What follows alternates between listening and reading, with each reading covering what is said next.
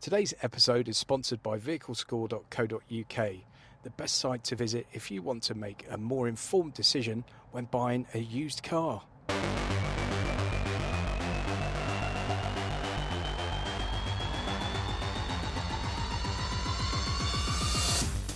Hello and welcome to the June episode of Charging Status, the UK and Ireland EV-focused podcast brought to you from The Interface. As ever, I'm joined by my co-host, Jim Starling. How are you doing, Jim? Yeah, good, thanks, Alex. How are you? Awesome. A bit shell-shocked, but we'll discuss that a bit later on. But yeah, there's a lot of stuff happened since we last spoke. So we recorded early last month. We've actually met up in person again for a media event, which was always fun. A lot of new cars announced this month and a lot of new charging information as well. So should we get kickstarted with the SMMT Drive Day? Yeah, what a day that was. If I guess a lot of people listening to this will be unfamiliar with the SMMT Drive Day. SMMT, basically the body that sort of looks after the motor industry in the UK. And the Drive Day is a chance for journalists and influencers, or in my case, influencers, to go along and drive some cars around the Millbrook Proving Grounds. And lots of manufacturers there. And we literally just go up to the manufacturer and say, can I take that one out? And they say yes or no, essentially. But this was quite a new thing for me. I'd never been to Millbrook before. Although I've been to several Drive Days before, but completely new for you, Alex. Yeah, it's it was such a weird, it's such a new experience. So it's a bit of a jolly, really. Yeah, pretty much. But there's so many car manufacturers there, lots of EVs. I think SMMT, they had a sort of a little press conference at the very start of the day, and they spewed off some facts about EVs, and EVs are making up a massive portion of the market right now, which is always good to see. So, what did you end up driving on the day? Because we did meet up a few times in the day and went in the car together and sort of split up as well. So you did try and kill me actually in that Fiat 500. So I think we should mention that. But then, as a thank you for that, I took you out in the BMW Z4M. And tried to get my own back slightly. Alex did decide to use his left foot on the brake in an automatic Fiat 500 and nearly put me through the windscreen, which was quite interesting. But 500 was great fun though, right? Oh man, it's you had one of yours. You had the 500e for a month, I think. And you reviewed it, and you said how fun it was, and I thought I have to drive this. I had to drive that on the day.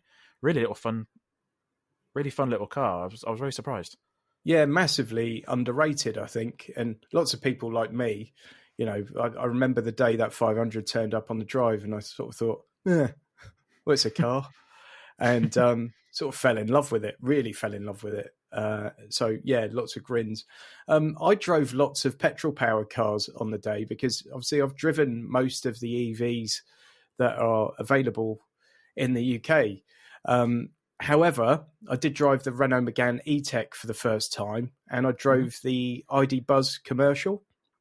Yeah. So the E-Tech was nice. It didn't sort of astound me in any way, but it felt like a really good, solid offering from Renault for, a true EV coming from them. And design, I think, is great. I think it's a really cool-looking thing. So, I mean, realistically, what do we have, Alex? 10 minutes with each car? 15 minutes? Yeah, it's about 15 minutes, I think. Yeah, so, I mean, you can't form a decent opinion on it. And obviously, you don't even touch the infotainment system and things like that. But certainly, I was sort of quietly impressed with the Renault Megane E-Tech. The ID.Buzz commercial, slightly odd driving a van with nothing in the back. Because obviously the whole balance and everything, it's designed to have a load in the back. So empty vans don't drive as well as a van with a load. But it was actually quite a pleasant thing and handled quite well. And despite the size and shape, felt quite car-like to drive, I thought. What do you think? Yeah, I drove that as well. I think that's the first vehicle I sort of hopped on the day. I was so excited to drive that. I think EV vans, the suspension on them are more like a car compared to petrol vans. Always makes it a bit bouncy, but EV vans have proper independent suspension, which I think helps improve the ride quality. But I was really impressed. I quite like the dash. There's a lot of storage stuff, a lot of storage space in front of the steering wheel, which I found quite nice. Yeah, it's fantastic for that, definitely. Yeah, really good. Did you drive the standard ID.Buzz in the end or not? No, that was always everyone hopped on that, so that wasn't available as much as other vehicles. So yeah, same here. Yeah, also drove the MG5, the estate MG5. That was quite fun. So it was very comfortable though. You sort of sat nice and low. A lot of the materials in that car are quite nice, but obviously I can't remember much of it because I didn't get very long with it. But and also as I mentioned, the 500e, which was awesome. Yeah, I'm desperately trying to get an MG5 on loan, but they've been really, really popular. So I haven't had one yet, but I continue. What else have you been driving this week, Alex? So I've had my first press car, which I was really, really happy with. The MG4, I've had that from Friday. It's sadly going back tomorrow. Mm-hmm. You didn't crash it or anything, did you? Or no. No, I slightly damaged it. Yeah, but it happens. It's all good. It does. Yeah. No, it does. It just has happened to you, and it's never happened to me. That's all we need to really say about that. Older and wiser. That's what it is. You said older and fatter the other day, but you know. I've got the Subaru Solterra on the drive this week. The review for that will be coming out next week on my YouTube channel. Definitely not a guru if you haven't already subscribed. Shame on you if you haven't. And I guess your MG4 video, does it be this week or next week, Alex? I'm not too sure. I think it'll be next week. Yeah. Yeah. Cool. Yeah. So keep your eyes peeled on the interface and on my channel for those two to come out.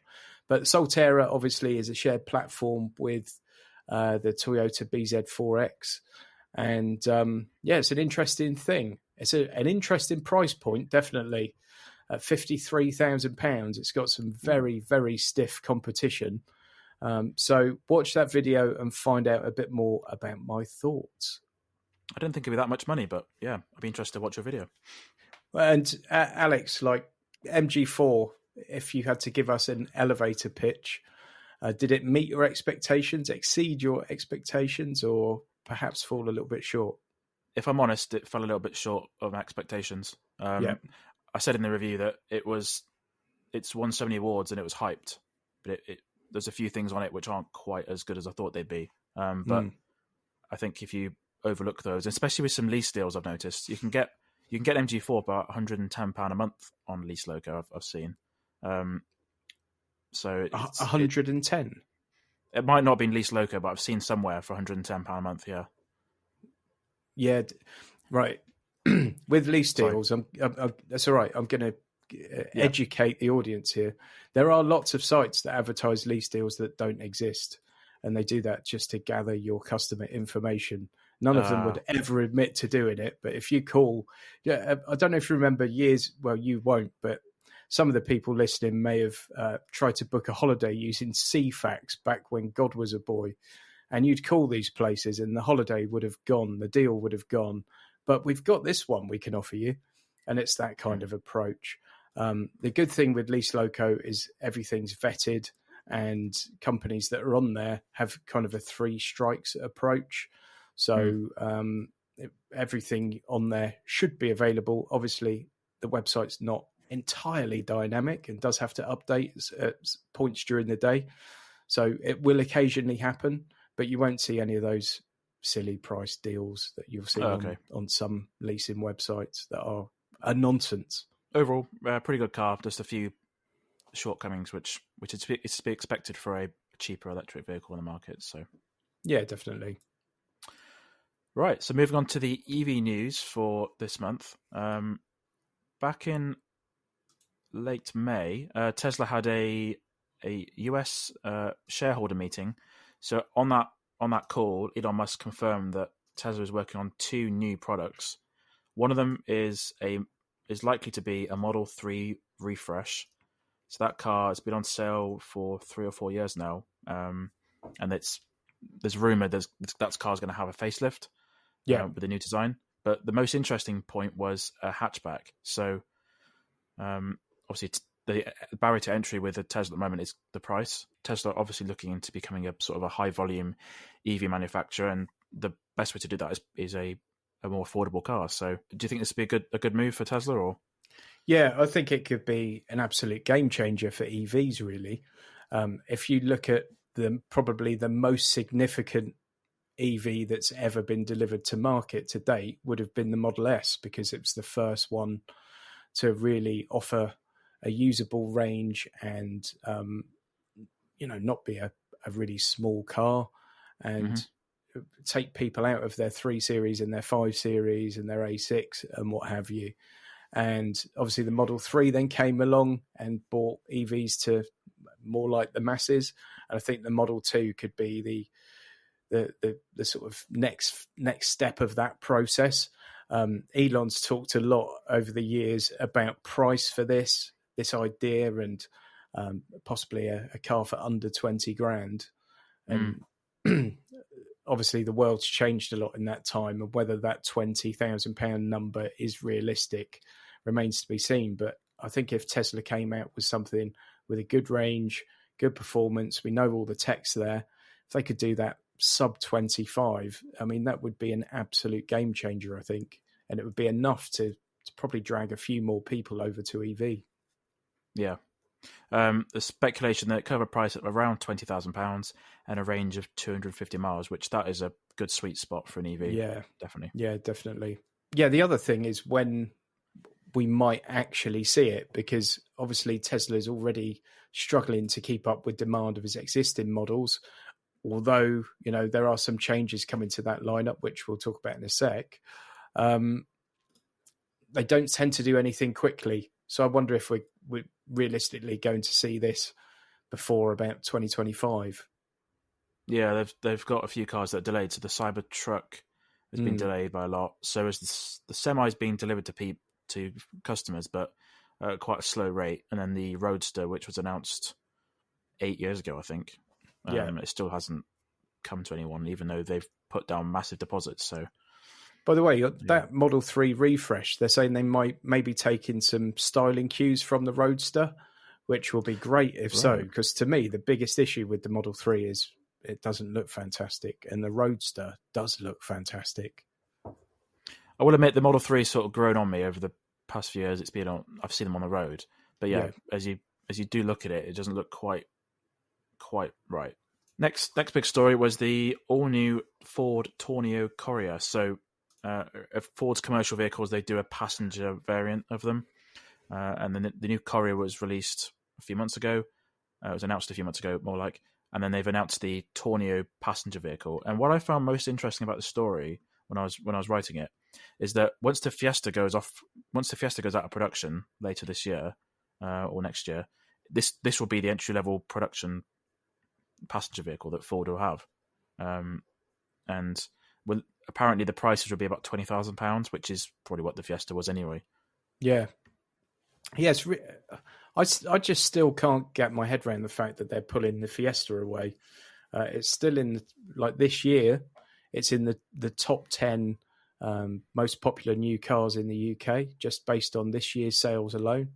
And it baffles me why they're withdrawing it rather than kind of developing that out further, because in future I think there's going to be more and more call for small cars, and I know there's the whole issue about electrifying such a small platform, but others are doing it. And obviously you can increase cabin space because you can push the wheels further into the corners and generate a bit more space to put some batteries, etc. So it seems a really odd one for me. But the Tourneo Courier, at 20 grand, it's obviously not the most amazing looking vehicle, so it's only going to appeal to a certain market. But just the fact that Fiesta's going is an odd one to me. Yeah, especially with other manufacturers like Stellantis sort of doubling down on smaller cars, especially electric smaller cars. And as we mentioned, they've got the Fiat 500 electric, which is an impressive little vehicle. So this new Tourneo Courier is going to be available as both an ICE, so a petrol model. They're not going to do a diesel version, which is interesting. So the electric model will come to the market after the petrol version. It's going to have charging up to 100 kilowatts. That means charging speeds from 10 to 80% in around half an hour, and about 135 horsepower. So sounds good. And this sort of adds to Ford's EV lineup. So they've got the F-150 Lightning, Mustang Mach-E, the big Ford e-Transit, and then very soon we're going to get the e-Transit Custom, which is pretty much the backbone of this country for sort of deliveries and telecommunications. So yeah, definitely. I've driven the electric Transit. And I nearly rolled it actually because I was caught unawares by a speed bump, and it's a very high-sided vehicle. Yep. And I was going reasonably quickly, and when you talk about landing in a Transit, it's not a good start, you know. Oh no! So this new this feature for Apple Maps is the EV routing for Apple Maps isn't really available on many vehicles. Up until this announcement, it was only available on one car, and that was the Mustang Mach-E. But they've slowly bringing it out to other models.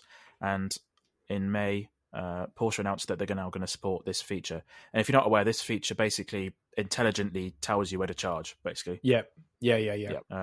But I think it requires some communication between CarPlay and the car, so hence why some cars haven't had it. And it is only available in the US currently. So, but it's a good feature to have. It'll make running an EV a bit easier, even if that is a Taycan. Yeah, right. Yeah, even if it is. When I saw the price of the Citroën Ami Buggy, I was like $10,500 for that. I'm not sure who's gonna use that. If you know what I mean. It hasn't got any doors. I'm really surprised they put it on sale in the UK. Yeah, as you say, no doors. Like, why sell it in a country where it rains for 70% of the year? I know. And that press image, which was delivered by Citroën, that's not the UK. No. That's not Clacton Beach or something, is it?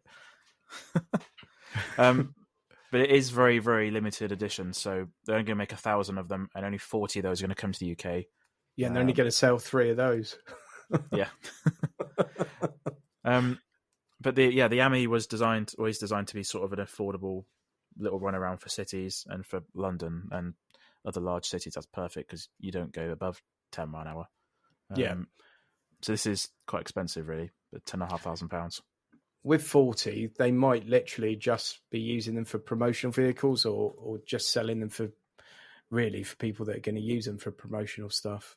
The next item is from Caterham. So we haven't really seen many sort of raw sports cars that are electric just yet. Obviously, we mentioned the Tesla Roadster, but that is sort of more of a supercar than anything else. But something like a Caterham we haven't really seen until now. So what do you think about sort of old-fashioned sports cars becoming electric? Yeah, I mean, I'm absolutely fine with it, but I'm not the typical old-fashioned sports car owner, I guess. There'll be Caterham lovers, and I mean, the person that owns a Caterham is pretty much very, very invested in Caterham. They are owned solely by enthusiasts, I would say. I can't think of a car that's got more of a kind of pure enthusiast following than a Caterham.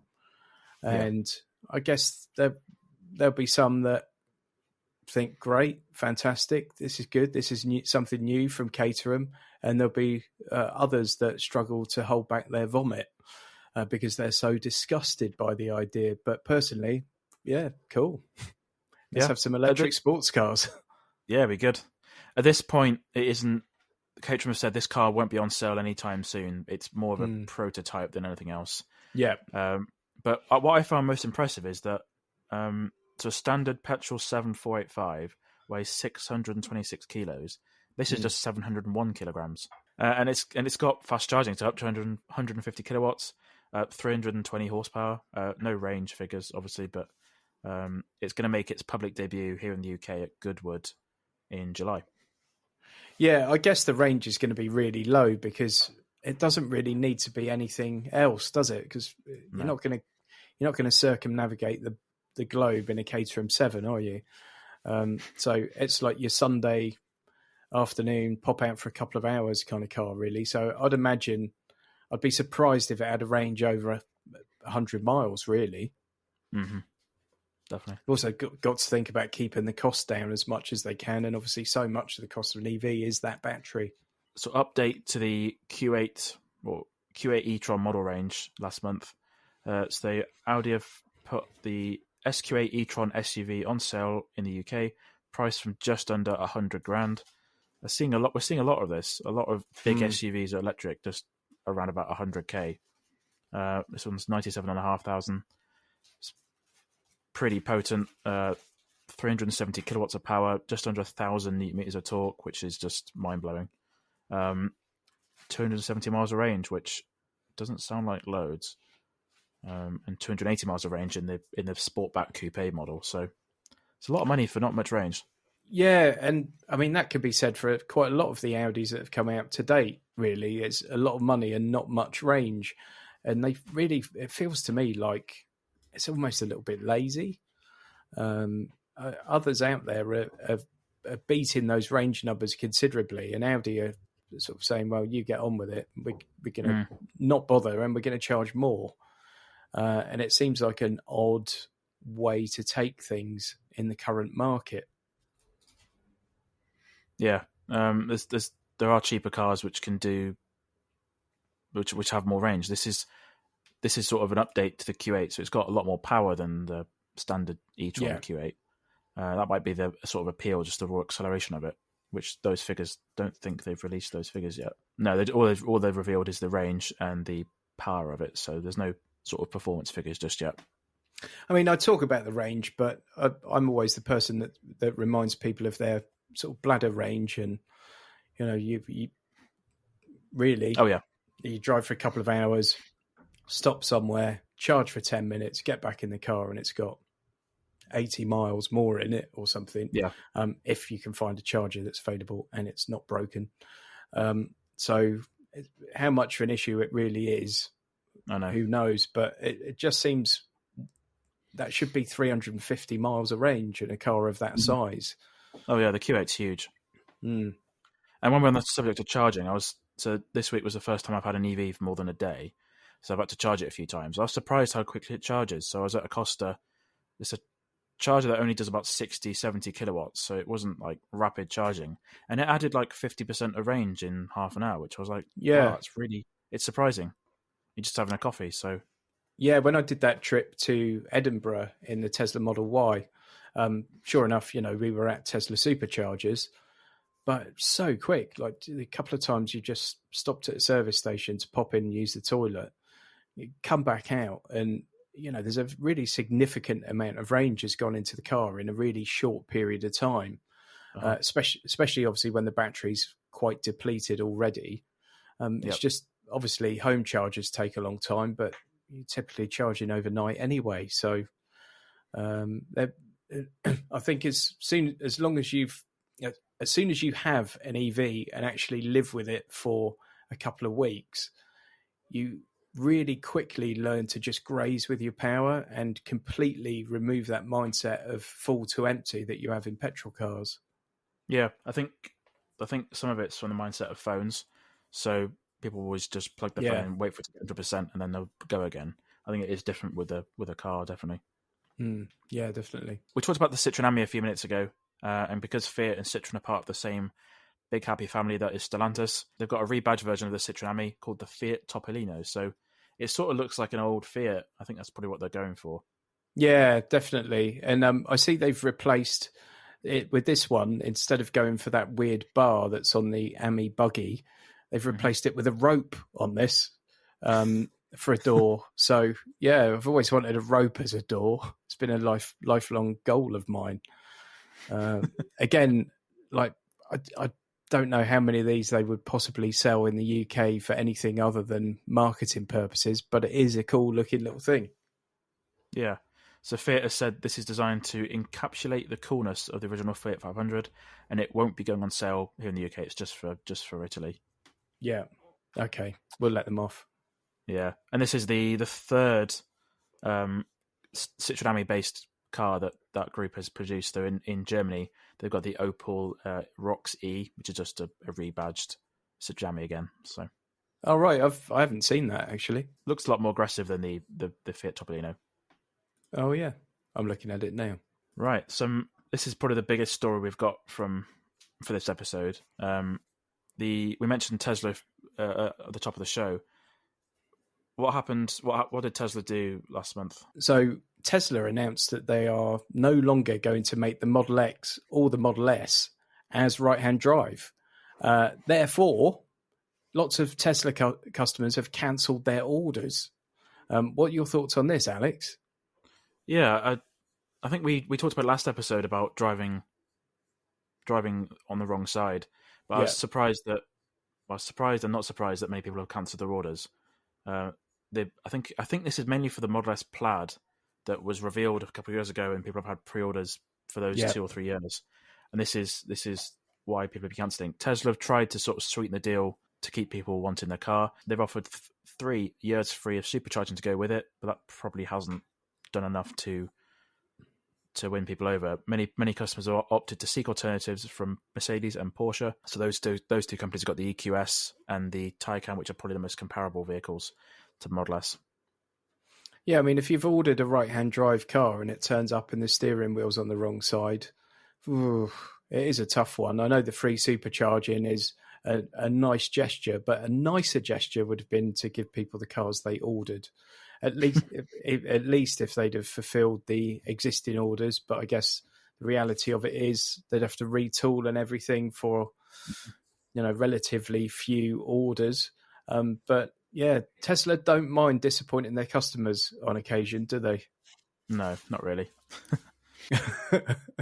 But they are the great disruptor, though, aren't they? So I guess that's all part of it. Yeah, they also ran an event early last month for 2 or 3 days, saying that reservation holders could go and try a left-hand drive car in the UK. But as I mentioned in the article, it can be quite risky, especially if you're overtaking on, I imagine, on country roads and things. And also motorways would be quite dodgy. Yeah, it's not a cheap car either to have such a compromise like that, is it? No, not really. No. Again, we discussed the Fiat 500 EV at the start of the show. Fiat have announced they called it a grant, which I found really weird. It's just a price cut. Basically. Yeah, it is. Yeah. And it is basically just a price cut of $3,000 off the Fiat 500 and the 500C.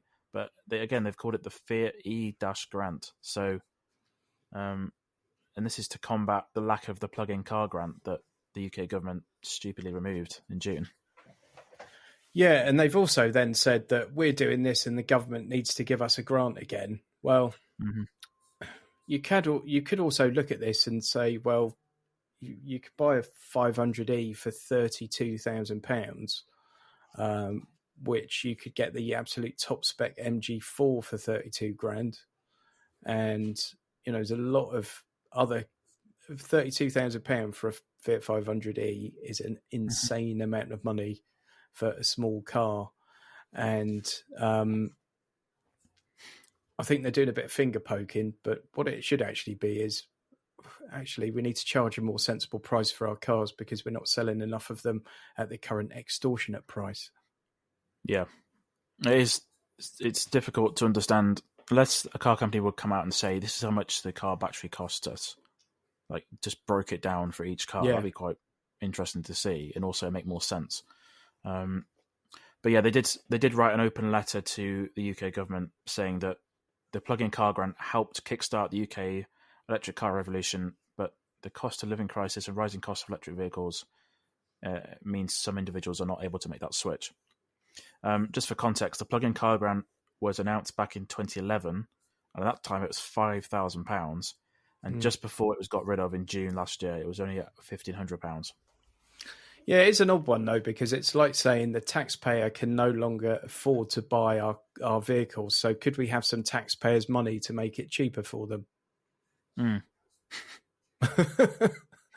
really, isn't it? When you sort of get down to it.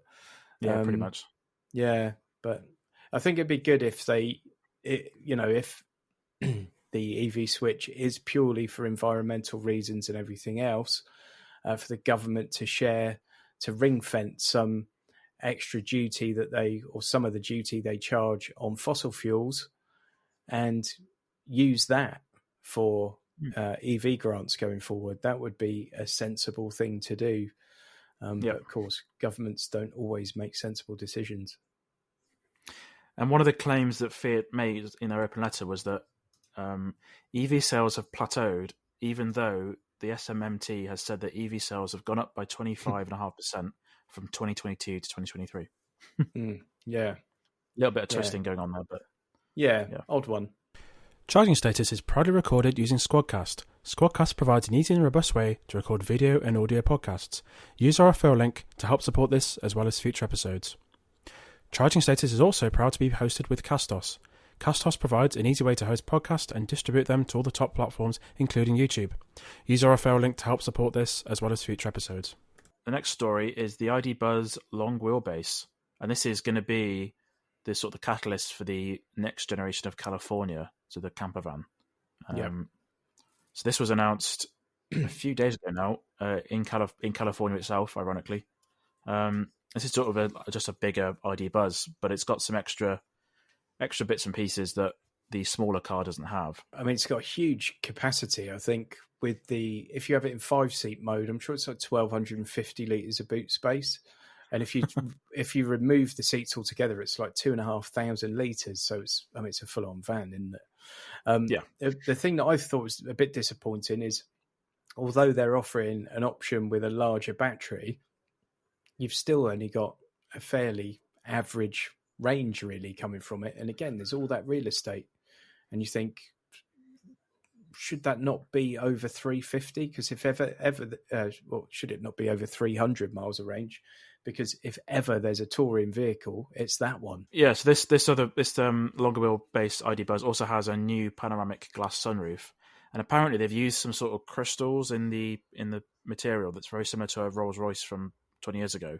That sort of, it can insulate the car in cold months, reject heat in the summer months, which is quite a nice feature. Yeah, especially in an EV when it could sort of reduce the need to use the aircon, which is quite nice. The range, although they're keeping it a bit of a mystery at the moment, it's going from a 77 kilowatt hour battery to an 85, or certainly there's going to be the option for an 85 kilowatt hour battery. And they haven't released any figures on that at the moment, but the range on the current one's 256, is it? 256 miles? That sort of figure, yeah. Yeah, and there's a lot of suggestion that maybe with the larger battery pack, it will get up to around 280. I don't think anyone's taken into account the fact that it's a larger vehicle as well, and obviously that might have some sort of effect on that range. That feels a little bit disappointing. I think for a big touring vehicle like this, it would have been nice to have seen maybe a longer range version that would go up to sort of 320-ish. But who knows? There are no official figures yet. So yeah, they have the thing they have revealed is the charging speed. So both the 77 and 85 kilowatt hour battery pack on this larger vehicle will offer up to 200 kilowatt DC charging speeds. Yeah, that's really good. Like really, really good, isn't it? Sort of future-proofing it. And there is also going to be a four-wheel drive variant of this called the ID.Buzz GTX, sort of the GTI version of the electric vehicles. That's going to have up to 355 horsepower and 0 to 60 in around 6 seconds, which is pretty rapid for this big vehicle. It is, yeah. It's insane in that thing. That would be massively popular, wouldn't it? Yeah. And there is also going to be a cargo version of this for larger use cases. And not that it's been talked about yet, but this is sort of rumoured to be the catalyst for the upcoming VW California. So yeah, it makes sense, doesn't it? Next story is the Vauxhall Corsa got a bit of a redesign. So if you remember it fully charged, we saw the new Vauxhall Astra Electric with that new visor design. They're sort of moving that to the other vehicles they've got in their lineup, which I really like the look of this. Yeah, same here. It makes the current Corsa look a bit dated. Yeah. And along with the new design, Vauxhall have also sort of revamped the electrical drivetrain. So it's now going to have a range of up to 255 miles, which, as we discussed earlier in the show, why aren't Ford doing an electric Fiesta? This is proof that it's possible. Yeah, and I mean, the Corsa's currently the second biggest selling new car in the UK. And it's always in the top three. Like year after year after year, it'll be in the top three. You have to think, taking the Fiesta out of the equation now, so many people are going to move over to the Corsa. But yeah, this looks great. It's it really does look like a step up from the sort of current car. Oh yeah, and they've gone for, as I said, that new visor design. They've gone for the sort of big lettering on the back saying Corsa E, which is a big trend with vehicles at the moment. The interior looks pretty much the same. I think the gear selector for the drive modes is a bit different.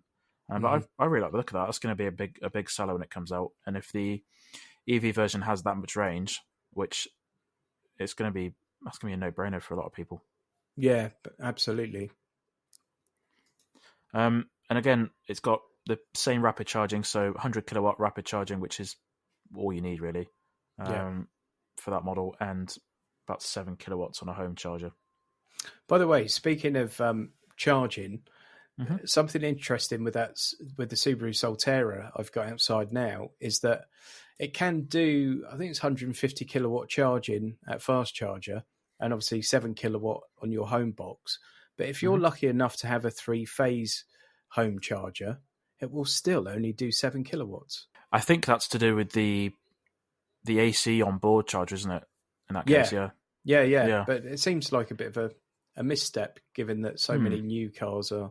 So it's something I've never really considered before. So something I'll always look at in future EVs that I get to test. Yeah, I wonder if I don't really know much about electricity, like electrical bits, but I wonder if it's even possible to get DC charging at home. I don't think it is. If you've got 3-phase. No, I can't imagine. Well, and the cost of the chargers is incredible, isn't it? I think Tesla Supercharger is 250 grand per one. I don't know if that includes the installation and the cost of actually bringing the infrastructure to it.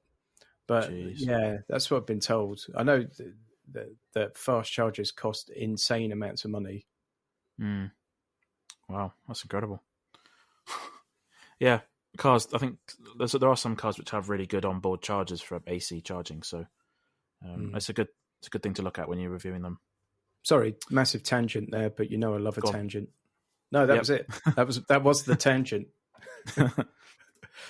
The very last story we've got for the new cars this episode was literally just announced yesterday.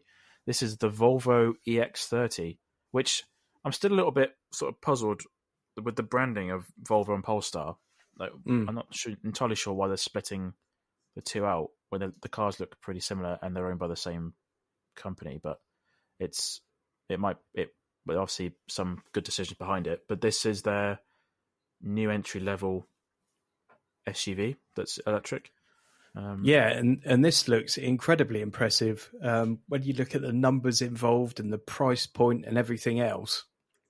Volvo's traditionally a premium brand, and this is competing directly up against things like the MG4. Yeah, it's priced at £33,000 and a bit, 300 miles of range, which is that's a really good place for it to be. And I love some of the press images. They've got like an off-road version of the car with some nice knobbly tyres and a spare wheel on the roof, so it looks like you're ready for adventure. Yeah. And Volvo have said that this is going to be sort of a reinvention for the brand and hopefully attract new, younger customers. Yeah, I guess that's where they're going with the knobbly tyres and all that, is to try and attract some of those Jeep Avenger customers, because obviously this is going to be a direct rival for that Jeep Avenger. Yeah. 0-62 as well. Was it 3.6 seconds for that? They're going to do a twin motor performance version. 3.6 seconds on that one, which sounds pretty astounding. Obviously, we don't know the price of that performance one when it comes, but it looks like. Actually, we do. It's 41 grand for the performance one. That's not as much as I was expecting. No, the only thing that seems to let it down for me is the boot space. I think it's just over 300 litres of boot space if you go for the front wheel drive, and it loses about 60 litres if you go for the all wheel drive. Right. And it would have been nice to have seen sort of 400 dropping down to 350. But obviously, I'm not a car designer. I'm good at spotting problems, but not solutions, maybe. But yeah. It definitely looks like a very interesting car for Volvo to put out. And I read just today, actually, that they're withdrawing the XC40 plug-in hybrid. Oh, right. Okay. Which would have been considerably more expensive than this car and only a little bit bigger, really. So it's interesting to see how they're kind of developing. And EX90 is going to be right up there at 100 grand. EX30 at 33.5. It seems like a good place for them to be. Definitely. And this is like most car manufacturers now, they're sort of pooling their resources together. So this platform that this new car sits on is also shared by the Polestar 4 and the Smart number 1 that we saw at Fully Charged, which is it's good. A lot of companies do that now, from Hyundai and Kia, and obviously VW and Ford are doing it now as well. So it's a good way to bring costs down. Yeah, absolutely. And I think that will only continue to rise, won't it? The number of cases where that happens. Yeah. Right. That's it for the EV news. This month we've got one story about charging, this is a huge deal for our listeners in the US. Last month, Ford and Tesla, which are an unlikely combination in the US, every single supercharger location can now support both Fords and Teslas. Now, for some clarity, the way that Tesla's charge in the US is different to how they charge here. They've got their own proprietary connectors, and then here they just use CCS. And Ford are now going to support it's going to be quite seamless. So if you use a supercharger in the UK with a third-party car, you've got to use the app and activate it. Now it's going to sort of do what a Tesla does and just charge your account automatically if you use that adapter that's going to convert it from Tesla to Type 2 or DC. So yeah, great news for Ford owners, terrible news for Tesla owners. Yeah. Basically. especially places like LA, where I've seen massive queues for Tesla superchargers in LA because seemingly every other car is a Tesla. So yeah, great for Ford, probably good for Tesla, pretty rubbish for Tesla owners. Well, I'd imagine it will help give Tesla some sort of, not sure they need more funding, but just give another revenue stream to help build out more chargers in theory. Yeah, it might, and I guess Ford might actually contribute. The fact that they've opened it up, they'll obviously they would have paid quite a price for that, I imagine. So perhaps Ford will now start to install some of the infrastructure themselves. Yeah. So it says that Mustang Mach-E, F-150 Lightning, and e-Transit vehicles can now access Tesla's supercharger network and those new V3 superchargers, which are the really fast ones.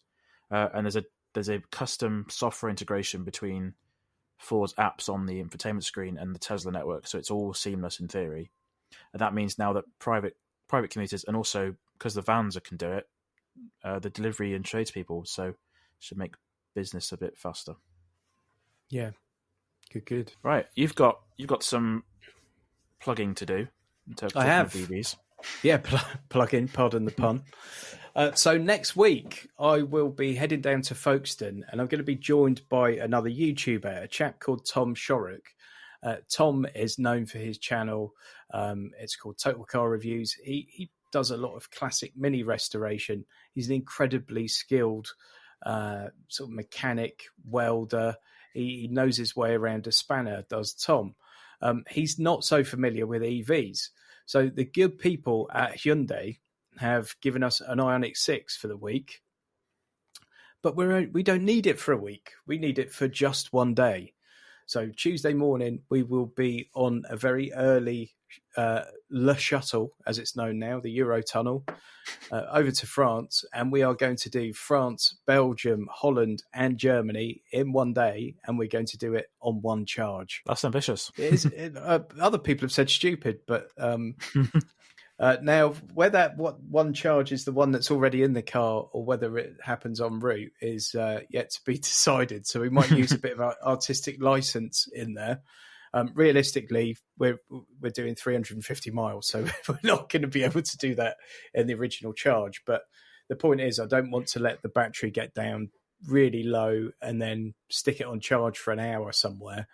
It needs to be a quick charge that fits in with the journey, because we've got a hell of a lot of driving to do that day.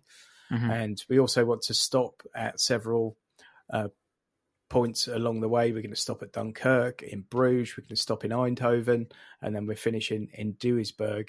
So we're going to stop and do a bit of filming in all those places and, make it kind of a travel vlog as well.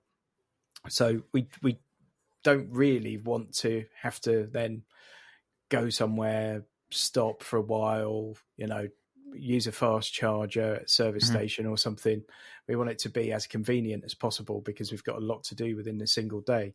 But I think it's going to be a good video. It will be coming out on my channel probably the week after next, probably I guess around about, let's have a look at the calendar, I guess around about 21st, 22nd of June. It's going to be a bit of an epic video. We think there'll be some follow-ups then on Tom's channel. There'll also be lots on all my social media. So please go to my link tree, which will be in the show notes for this episode, and follow me somewhere on social media. And before we sign off, please follow this podcast, subscribe to this podcast, like this podcast, and leave reviews of this podcast. Every little helps, folks. Oh, 100%. There you go. Plug machine. Awesome. Cool. As always, you can find this podcast on YouTube, Apple Podcasts, Spotify, and more. For full description of this show, visit the episode link in the show notes. And of course, check out the chapters complete with those lovely images to make your listening experience much more enjoyable. Thanks again to Vehicle Score for sponsoring this episode. Vehicle Score helps reduce the guesswork on buying a used car. Remember to use the code CS10, that's Charlie Sierra 10, CS10 to get 10% off the cost of a vehicle history search. We also have an ad-free premium version of this show available on Apple Podcasts that will help support this episode and future podcasts from the interface. One last thing, Jim has a book out all about used cars. Be sure to check out that. It's a great read. Link is in the show notes. Awesome. Thanks, Jim, for joining me on the Charging Status podcast. It's been great to talk about the news with you and also hear about what you've been driving. Where can people find you if they want to learn more about what you do? They should go to my link tree, which will be in the show notes. My link tree thing is DNAG for Definitely Not a Guru. They can also go to notaguru.co.uk, and of course my YouTube channel, which is Definitely Not a Guru. Awesome. You can find the interface at theinterface.uk, car news, technology news, networking news, and also 3 different podcasts as well. So there is something for everyone. Thanks again, Jim, and we'll see you next time. Bye-bye.